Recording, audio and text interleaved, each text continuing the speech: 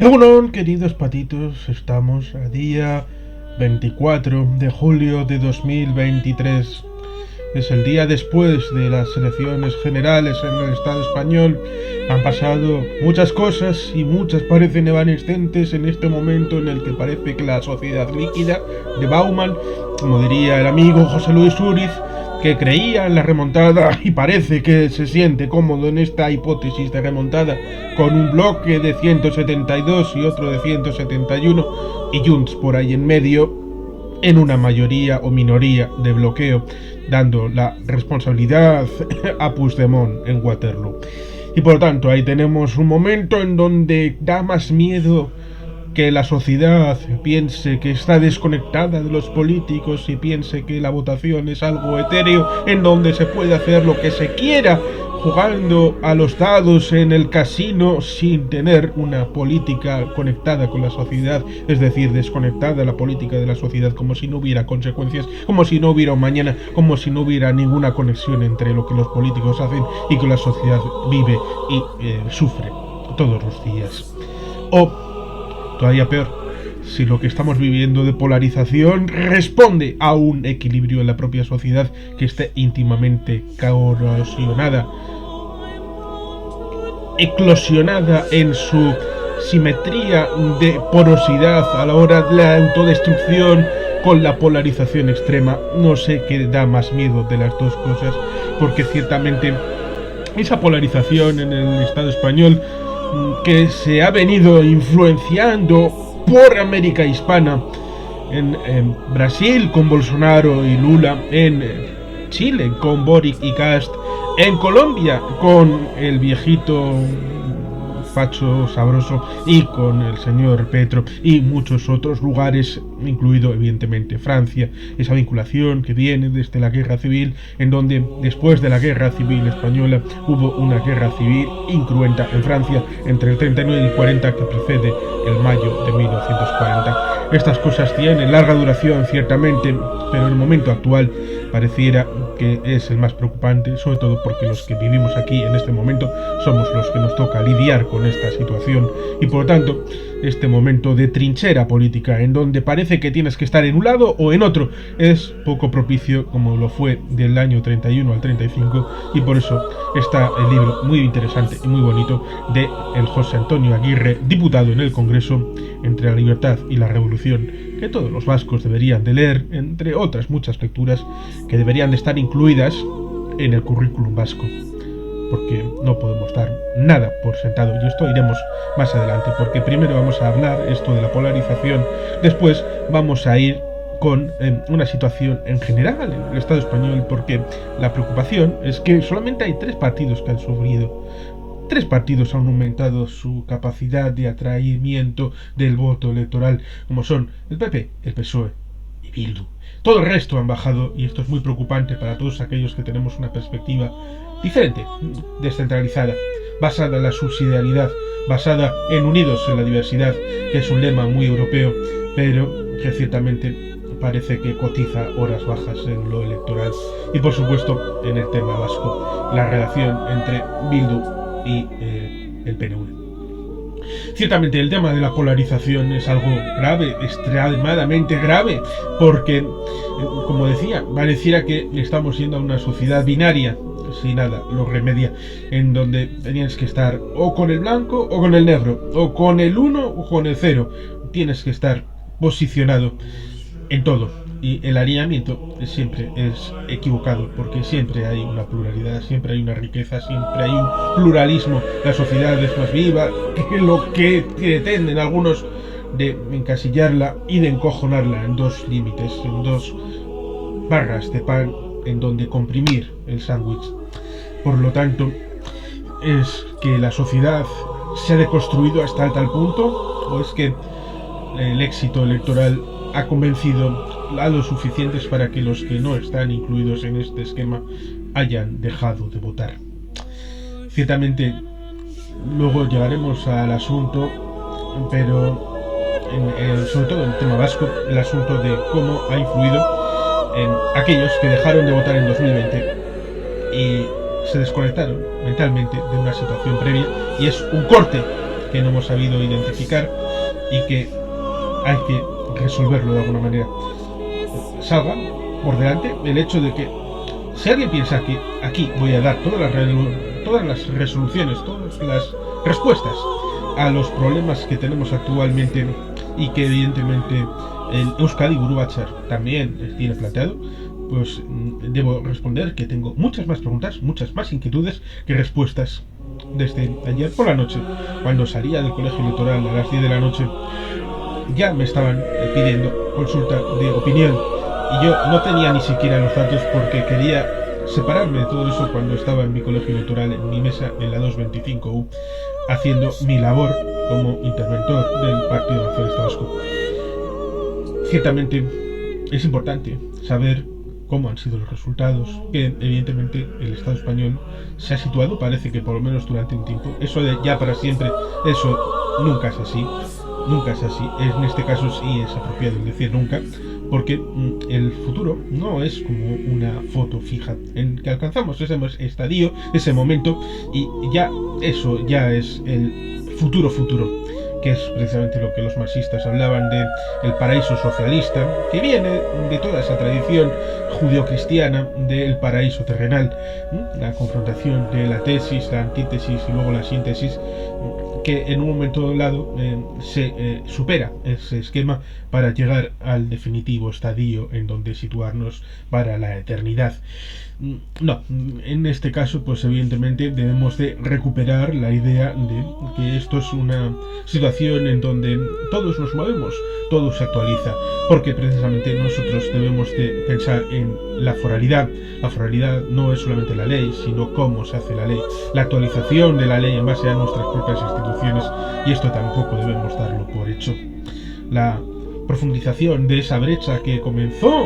en 2004, algunos lo ponen 2002, 2003, luego lo hablan de otros años, pero entre Aznar por la derecha y luego profundizando por Zapatero y las dinámicas previas de el señor Felipe González, no reconociendo el esquema que se había aprobado en la Constitución, pero que tuvo sus disfunciones con el 23F, la LOAPA y todo aquello, pues ciertamente el Estado español nunca ha terminado de creerse lo que es. Ha idealizado una imagen y luego en la realidad lo ha ido transformando. Evidentemente esa España ideal es distinta de la España real y por eso ha habido tantas disfunciones, porque la España real siempre ha salido por los poros en algún lado, y por eso ha llegado el momento en donde los partidos que antes tenían mayorías absolutas para gobernar no las tienen, ni el PP ni el PSOE, y por tanto necesitan en teoría pactar con otros. Y ni siquiera son capaces de pactar entre ellos, en parte porque pensaban con razón, como dice el señor Lamata de la hemeroteca del buitre, y quiero reivindicar su papel con sus vídeos y reflexiones en internet, pues ciertamente el señor Albert Rivera en el año 2015, 2016 y en el 18-19 se comportó de una manera lo mismo que el señor Pablo Iglesias en esos 4 comicios electorales. En 2015-2016 el señor Pablo Iglesias tuvo el protagonismo, pudiendo haber hecho presidente al señor Pedro Sánchez en 2015, pero pensó que el sorpaso y convertirse en la primera fuerza de oposición frente al PP era viable y posible, y por eso forzaron la repetición de elecciones en 2016. Lo mismo sucedió en 2019, cuando siquiera con una abstención, lo mismo que en 2015 con el señor Pablo Iglesias y su partido, el señor Albert Rivera podría haber hecho presidente a el señor Pedro Sánchez con una simple abstención, y ambas situaciones supusieron un detrimento de la propia formación política que quería dar el sorpaso a su supuesto colega de campo electoral. Por tanto, eso debería de ser una alarma para ciertos partidos y ciertos posicionamientos muy evanescentes, muy concupiscentes y muy centrados en el momento en vez de dinámicas de larga duración. Pero se ha profundizado Y ya aquel ciclo de 24 horas está mucho más disminuido en muchos minutos, segundos, no ya en tweets, en TikToks, en fotos de Instagram y en redes sociales y en WhatsApp, que circulan con una barbaridad. Incluso hasta el punto de que en algunos medios de comunicación se digan cosas que son mentira por parte de algunos candidatos, con la idea de que, dado que la gente de media, ya hace 20 años, me lo decía mi amigo Xavier, dedican al titular y quizá un poquito, dedican 15, 20 segundos y por tanto se quedan con esos inputs y por tanto es difícil rebatir una mentira una vez lanzada. La mayor parte quedan impactados, por lo tanto funciona mucho el sesgo de confirmación, por lo tanto funcionan muchas falacias para lamento nuestro.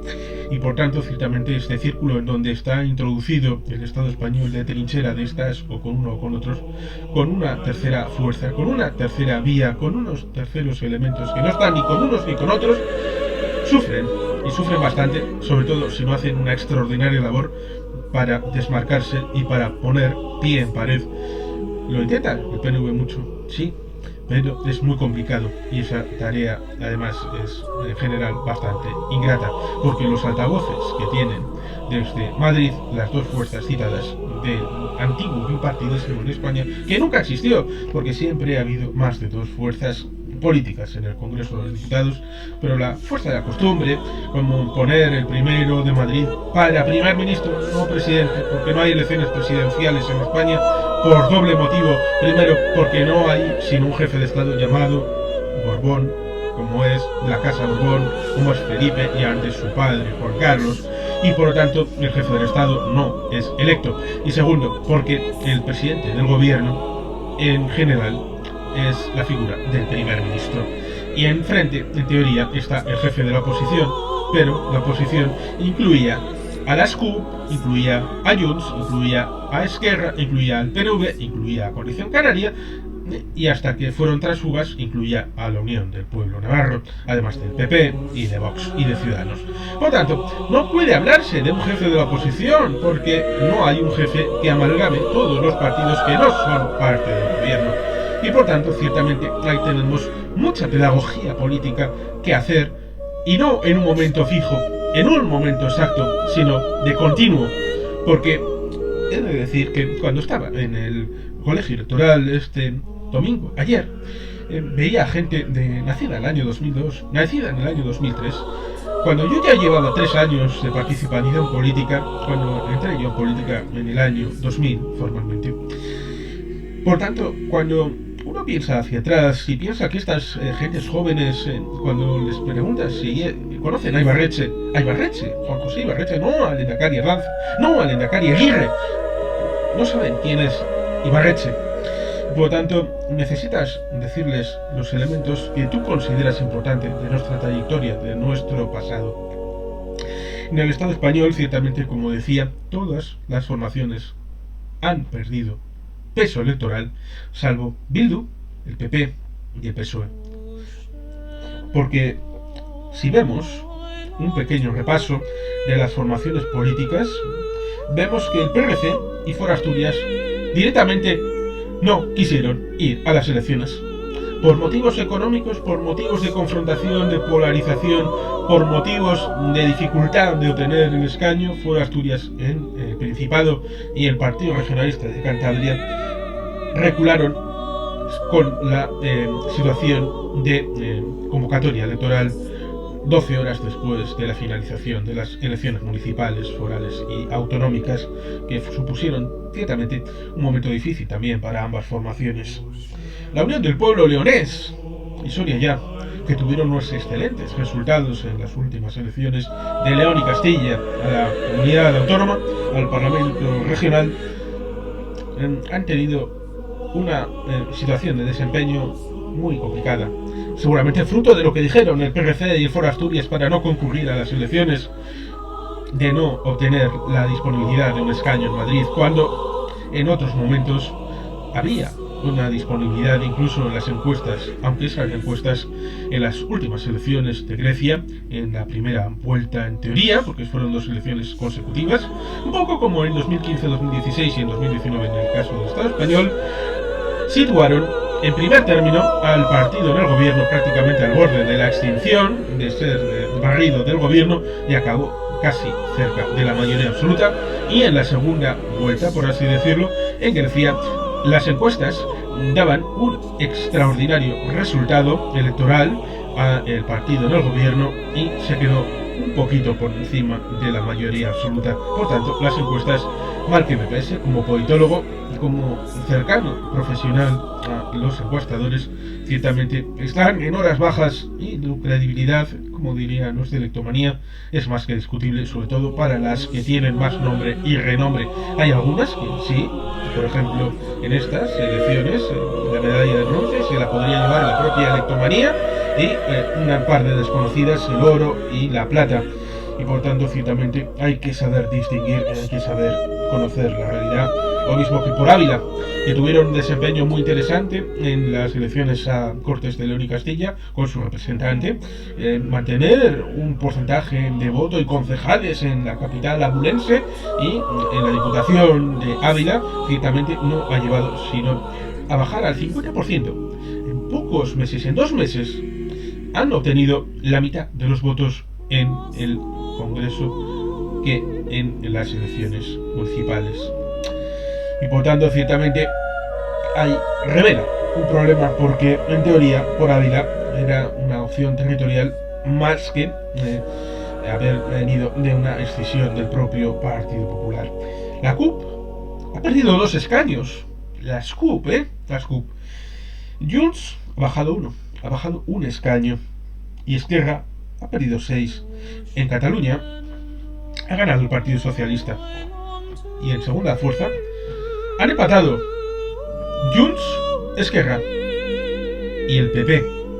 Por tanto, cuando se hablaba aquello de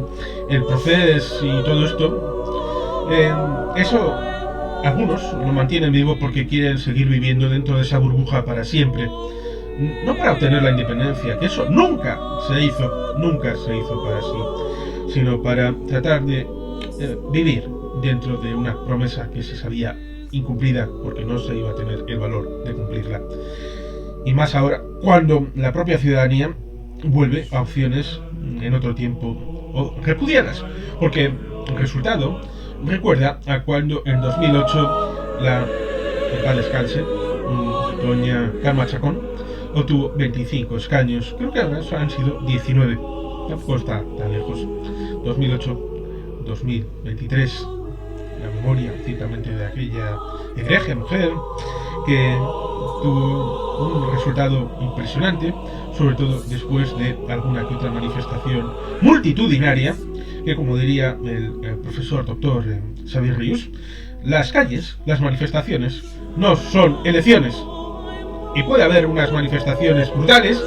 que luego no se traducen en escaños la gente cuando va a votar. Y por tanto, ciertamente, nosotros tenemos que resumir eso para que la gente sea consciente de eso, de que la democracia no va de manifestaciones, la democracia va de tolerar las manifestaciones y de que sirvan para canalizar el descontento de todos los grupos sociales que pueden manifestarse públicamente, que pueden expresarse públicamente. Pero las decisiones colectivas no se hacen a través de manifestaciones, sino a través de las urnas, de las decisiones políticas. Y por lo tanto, cuando Esquerra baja tanto, cuando el PP y el PSOE vuelven a recuperar posiciones en estas elecciones generales, está claro que no van a buscar ni un segundo proceso, ni la independencia, ni la soberanía, ni la autodeterminación, ni un referéndum, porque lo saben que lo van a perder. Y por lo que hicieron en septiembre, octubre de 2017, y sobre todo lo que hicieron en diciembre, cuando tras el 155 todos participaron de buena gana en las elecciones que organizó Soraya Sáenz de Santamaría al Parlamento de Cataluña. Es más, lo vamos a encontrar en un Senado en donde habrá más senadores de Bildu que de Esquerra Republicana de Cataluña. Teruel existe, ha bajado a 0. Ha perdido el escaño. Tomás Guitarte ya no era el candidato, porque está en las Cortes de Aragón, pero seguía a la candidatura. Y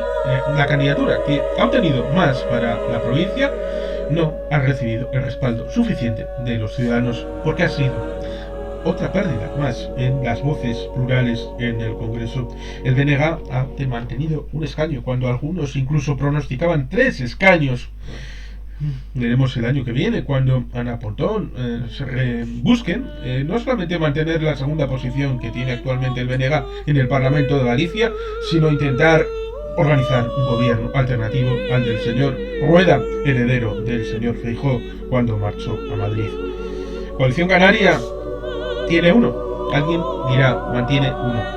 Hubo una coalición con Nueva Canarias, en donde cuando Nueva Canarias desapareció del Congreso, el siguiente de la lista era de Coalición Canaria, y en este final de la legislatura han estado con 2 diputados Coalición Canaria, por tanto se puede decir que técnicamente bajan uno.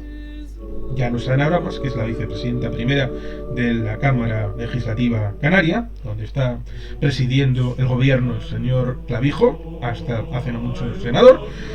pero la bajada de uno de Coalición Canaria implica también la salida de Nueva Canarias.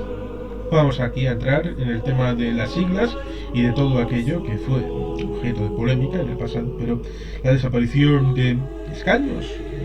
nacionalistas canarios resulta paradójico, sobre todo con la recuperación del gobierno de Canarias, que lo habían tenido ininterrumpidamente desde el año 1993 hasta el 2019, donde el señor Ángel Torres, por el Partido Socialista, entró en funciones en aquel archipiélago. Por tanto, ciertamente también en Canarias también ha habido una pérdida de representación electoral nacionalista. Tenemos que recordar también que UPN ha bajado a 1. El Partido Socialista de Navarra ha obtenido 2 escaños, Bildu ha sacado 1, el PP ha obtenido 1 y Unión del Pueblo Navarro, con el señor Alberto Catalán, ha obtenido 1, lo cual ciertamente disminuye las posibilidades incluso de este regionalismo muy achicoriado. Los jóvenes tampoco sabrán lo que es la chicoria. Si es que las cosas hay que mantenerlas vivas en el relato continuo, no dejarlo en lo que ya sabemos, porque lo que ya sabemos es lo que sabemos nosotros, y el transmitir ese conocimiento es importante, fundamental, muy necesario, y no dejarlo solamente a los colegios. En los colegios se dan datos y esquemas para aprender, pero el resto de la sociedad, ya sean los padres, amigos, tenemos mucha responsabilidad en la crianza y en la transmisión de información de lo que la sociedad necesita para reproducirse en el tiempo.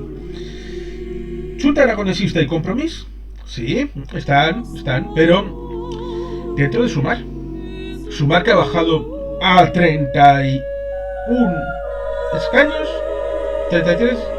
da igual, bajaban de 38, han bajado 5, tal vez, bueno, no pasa nada para Sumar, en teoría,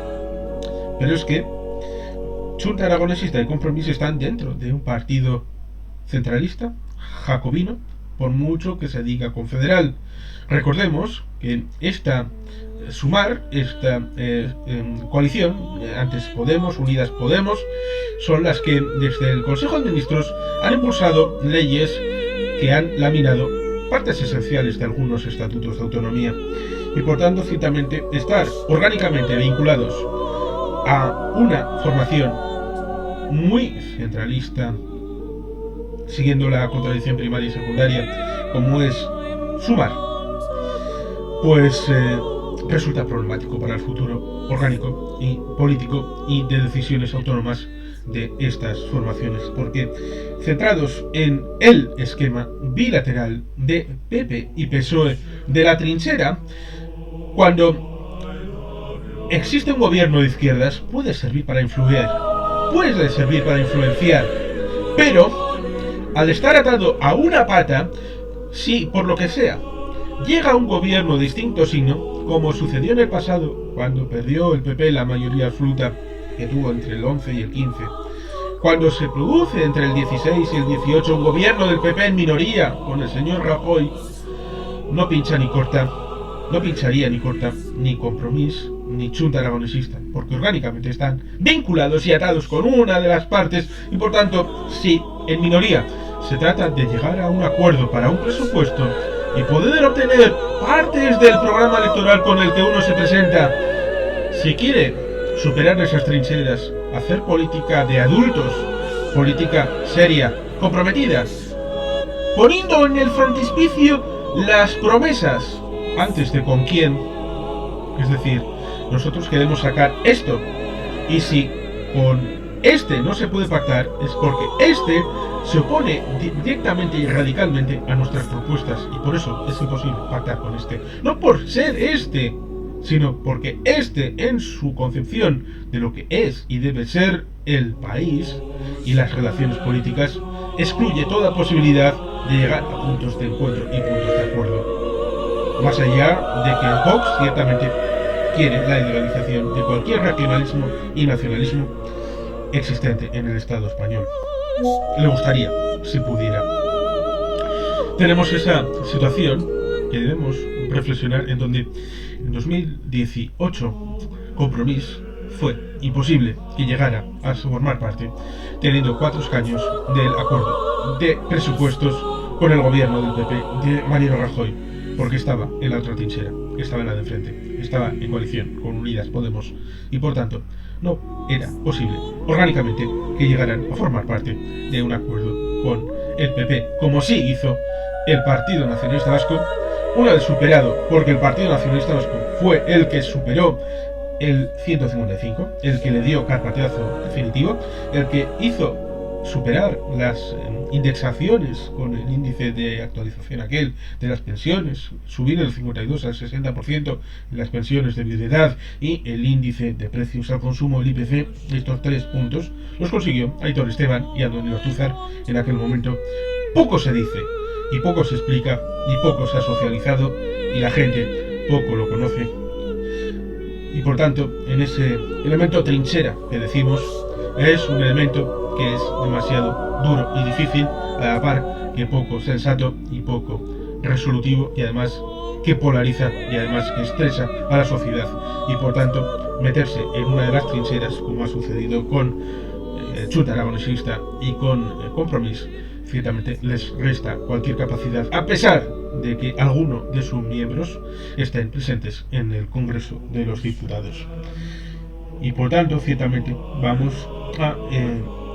el asunto de que Bildu y el PNV tienen una situación igualmente comprometida en el caso del País Vasco, porque ciertamente el año que viene, seguramente el mismo día de las elecciones europeas, que serán el domingo 9 de junio, yo sugiero que sean elecciones al Parlamento Vasco el mismo día que las elecciones al Parlamento Europeo, para generar sinergias, lo mismo que en el año 1933 el Aberreguna fue Euskadi Europa. Euskadi Europa es lo que necesitamos para 2024, para que Euskadi, elecciones Parlamento Vasco, Europa, elecciones Parlamento Europeo, vuelvan a unir aspiraciones que no parecen estar dentro del esquema del Estado español de pluralismo, de resolutividad. No hay más que ver un pleno en el Parlamento Vasco y un pleno en el Parlamento Europeo entre los parlamentarios y portavoces del Partido Nacionalista Vasco en el Congreso de los Diputados, en el ámbito de ser como unos indios frente a toda la horda de soldados azules, de los soldados de la Unión, frente a la placidez de los debates con contenido y con una situación distinta. Lo mismo en el Parlamento Vasco, lo mismo en el Parlamento Europeo, donde no se pierde minutos en bravuconerías para hacer un minuto de TikTok o un momento para YouTube. Ese es el asunto en donde ciertamente la gente debería de hacer política de adultos con sentido común, con sentidiño, como diría Xavier Fortes, que hizo unos debates más o menos bien llevados, pero que jamás ha habido otro momento en donde nos hemos recordado de los momentos de esos debates, porque no dejan pozo, son fast food de comer y olvidar, y por tanto son más comidilla para redes sociales que otra cosa. el País Vasco tenemos un problema y, como decía, si supiera las respuestas, habría generado algún tipo de informe para elevar al Euskadi Batzar, y como no es así, es porque no tengo más, sino más inquietudes, más preguntas que respuestas. Pero hemos dado muchas cosas, por supuesto, hemos dado muchas cosas como sabidas. Nuestro pasado, que por ejemplo Aitor Esteban, que entró en política en el año 1978, 22 años antes que yo, sabía de sus mayores inmediatamente el final del franquismo, que le tocó vivir en su juventud, el relato respecto al pasado que investigó de la guerra civil y el exilio, y ciertamente pudo vivir dentro del Partido Nazista Vasco todo el momento de la transición y el inicio con los gobiernos de Felipe González y luego con los demás en esos años finales del último cuarto del siglo XX. Pero como digo, mucha gente nacida en 2002, 2003, que empezaron a ir a votar, toda esta gente no tiene cierto conocimiento porque nos hemos empeñado en el ámbito educativo de no levantar ampollas. Las últimas ampollas se han hecho por temas procedimentales, no por contenidos. Por mucho que en Madrid digan que nos hemos metido en elementos de gestión de conocimiento. Recuerdo en mis tiempos, solamente con el libro de historia, tenía un final de capítulo con dos hojitas, en donde venía, bueno, y en el País Vasco en este periodo pasaba esto. Pero el resto era información que no tenía que ver con lo que estaba pasando en el País Vasco. Y yo estaba estudiando en Getxo, no estaba estudiando en Moraldaraz, no estaba estudiando en Motril, yo no estaba estudiando en Almendralejo, y no había valor por que fuera al revés. Que el esquema fundamental, el hilo conductor, fuera el País Vasco y nuestra historia, y luego hubiera un añadido de, en el resto de España estaba pasando esto, en el resto de Europa estaba pasando esto, y en el mundo pasaba esto. No, los periodos estaban en función del gusto del Madrid político. Y por tanto, eso debe de estar en nuestro haber, porque la transmisión de conocimiento de nuestro pasado, de la foralidad, de la formación de las diputaciones, de la realidad de nuestro concierto, eso debemos de saberlo todos, desde los 0 años hasta los 100, y por tanto eso debe de estar en nuestro conocimiento, debe estar presente porque vivimos dentro del concierto, vivimos dentro de un esquema multinivel de gobierno, y por tanto nosotros debemos de transmitirlo a nuestros hijos y nietos. Debemos hacerlo. Debemos de tener mayor perspectiva de conocimiento de nuestro estatuto, de la Constitución, sí, de la situación jurídico-política, para que estas gentes jóvenes puedan entender y comprender algo que se daba por supuesto. Y por eso el choque que yo sitúo en 2020. ¿Por qué? Porque con la pandemia, ese hilo conductor que subrepticiamente estaba por ahí conectando diversas generaciones y que mantenía una situación en donde, sí, es cierto, en algunos momentos hubo elecciones generales en donde ganó otro partido, pero eso no importaba mucho porque era un extra que momentáneamente salía de la abstención e iba a determinados partidos, como por ejemplo fue en algunos momentos al Partido Socialista, por ejemplo en el año 82, o en el año 2008, o a Podemos, cuando irrumpió en la política estatal en el año 2015-2016, teniendo un resultado razonablemente bueno en el País Vasco. Y por tanto, ciertamente eso también sitúa el momento en el que 2011, con el beneficio de la paz, obtuvo aquel éxito con los 7 escaños de Amaiur. Pero era algo venial. La mayoría de los votantes del Partido Nacionalista Vasco mantenían una trayectoria de apoyo continuado y sostenido que se rompe en 2020. Porque eso hay que estudiarlo de manera más profunda, más sesuda, con los datos, sabiendo bien leer la sociedad, volver a reconectar con la sociedad, volver a integrar el análisis de lo real a una lectura en donde ciertamente yo considero que en el año 2020 hubo ese momento en el que, por la propia pandemia y el tener que suspender las elecciones del 4 de abril porque estábamos en casa encerrados, a pesar de que luego dirían que esos confinamientos fueron inconstitucionales, pero bien que el Tribunal Constitucional muy cuco no lo dijo el día 1 de abril de 2020, cuando los españoles lo hubieran importado y hubiera sido el momento. No. Fue mucho tiempo después, cuando estos confinamientos habían sido superados temporalmente. Se meten en polémicas cuando no hay posibilidad de que la caca, es decir, la problemática en caliente, les vaya a estallar en la cara. Por tanto, eso también hay que tenerlo en cuenta. Se desconectaron. Por una razón u otra, dijeron que no se atrevían a ir a votar y dejaron de votar al PNV. Pensamos que era algo coyuntural y que era simplemente gente que tenía la prevalencia de su propia salud, pero unido a esto empezaron a unirse otros elementos o ya estaban ahí previamente y como aquel matrimonio que continúa la dinámica de la convivencia porque se ha acostumbrado. Ya que estamos aquí dentro, bueno, pues hacer algo distinto cuesta, pero una vez que esa divergencia surge, necesitas reconstruir el relato, volver a conectar, volver a traerlo, no solamente para recordarles por qué estaban en esa dinámica o reparar esa forma de extrañamiento, sino para reconstruir lazos con aquellos que tienen la posibilidad de volver o de votar al Partido Nazista Vasco con una actualización. Decíamos eso de que la foto fija no sirve. Tiene que ser como una realidad que se actualiza. La foralidad es eso. Y por eso no quisieron sino estrangular los medios que hacían posible la actualización en el siglo XIX. Por eso no atacaron la foralidad directamente, sino que atacaron cuando no pudieron atacar la foralidad porque había gente que combatía eso, atacaron las instituciones generadoras de la foralidad en forma tangible, en forma de leyes, como es atacar las juntas generales, atacar las instituciones como era el pacto foral, el pase foral.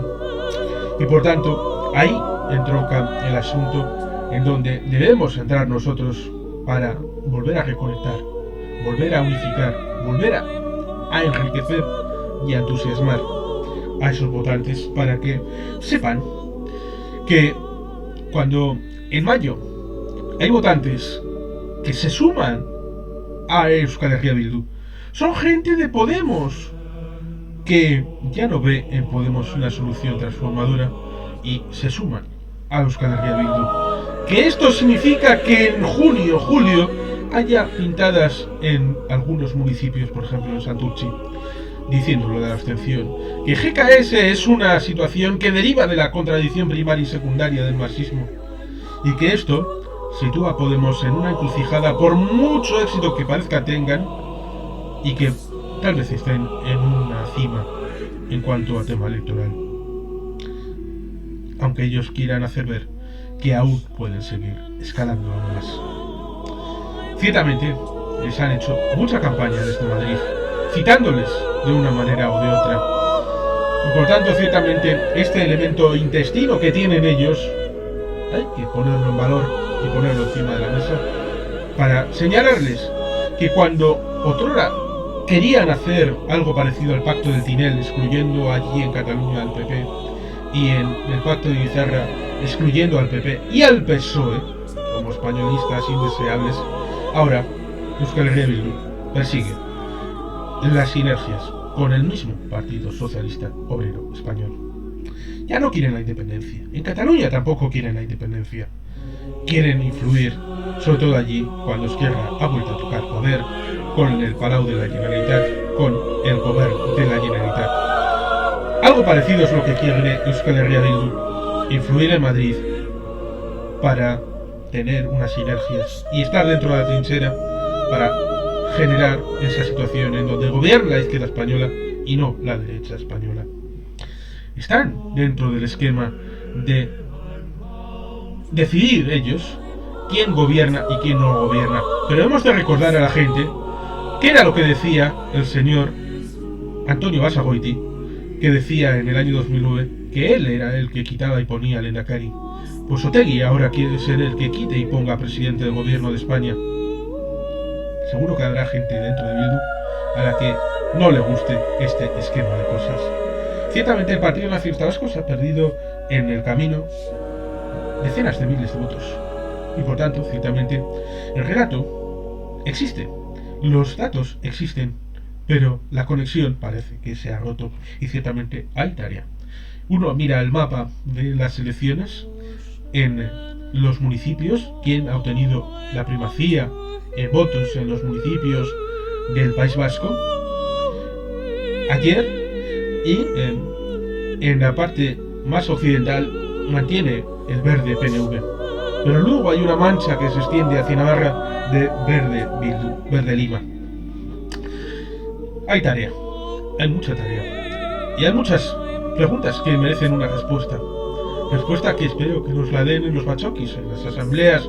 ya sean municipales, territoriales, nacional. Hay quien dice que el asunto ha llevado por el mal vivir a algunos, porque cuando en teoría debía empezar la reflexión sobre la situación después de las elecciones municipales y forales, 12 horas después se convocan las elecciones generales y al EBB no le dio tiempo. Esperemos que haya tiempo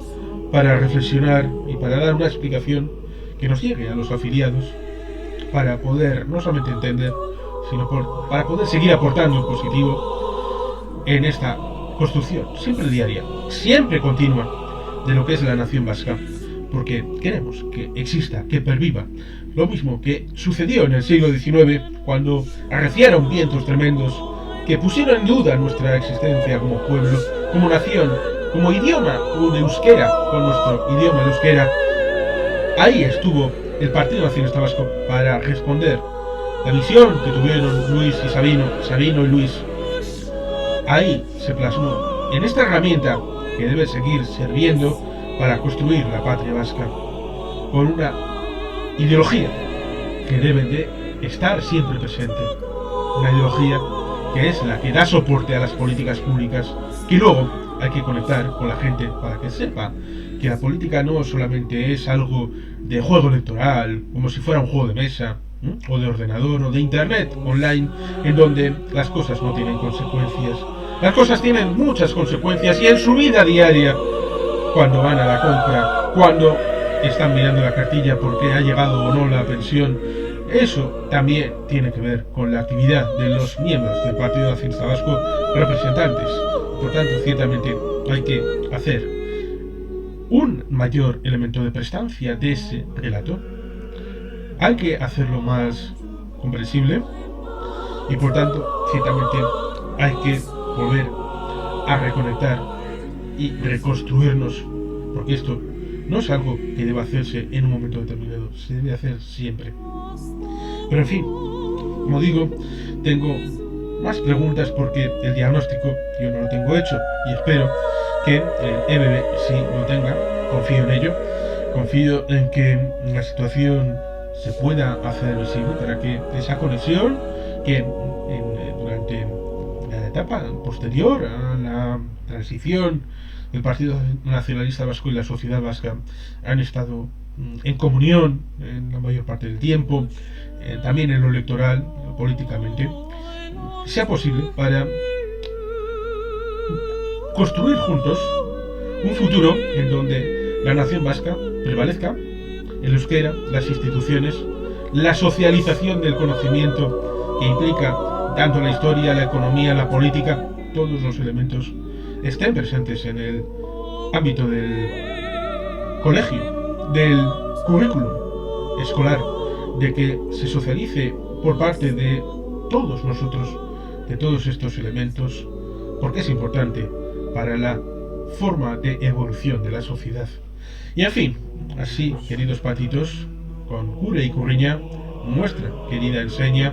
que nos simboliza a todos los vascos, vamos a dejarlo aquí para poder afrontar el futuro y seguramente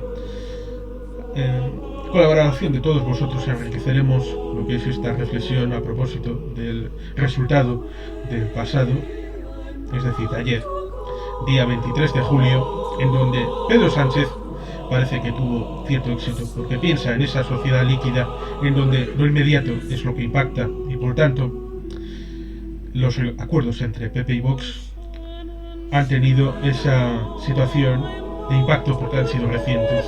Igual dejarlo para más adelante, la sociedad lo hubiera olvidado en el pasado y no hubiera reaccionado de la misma manera. Por lo tanto, se ha visto que la visión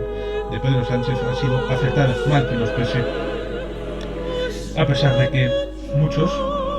ayer, 23 de julio, en pleno verano, les hubiera gustado estar en otra parte, pero ciertamente con el elemento partidista, el Partido Socialista fue exitoso, lo cual ciertamente me lleva a la última reflexión, y es que el Partido Nacionalista Vasco ha entregado las banderas del país al país, y otros han cogido las banderas para hacer partidismo. Euskal Herria Bildu busca ser el PNV en vez del PNV. Busca desplazar al original con una versión en forma de copia. El partidismo ha sido desplazado por el PNV por hacer patria. Casi siempre ha sido así, pero ese partidismo ha sido asumido por aquellos que nunca hicieron ese partidismo ni hicieron esa patria. Hemos de quitarles esas banderas que son legítimamente nuestras y darles la del marxismo-leninismo, que es la tradicional de ellos, de la revolución, de la independencia para ser asalariados de Moscú, o de Pekín, o de La Habana, o de Caracas, o de lo que surja. En fin, queridos patitos, muy agradecido por haber llegado hasta aquí y seguiremos en la brecha, seguiremos haciendo estos y otros vídeos en este canal. Eskerrik asko, agur bero bat, beti jelpean.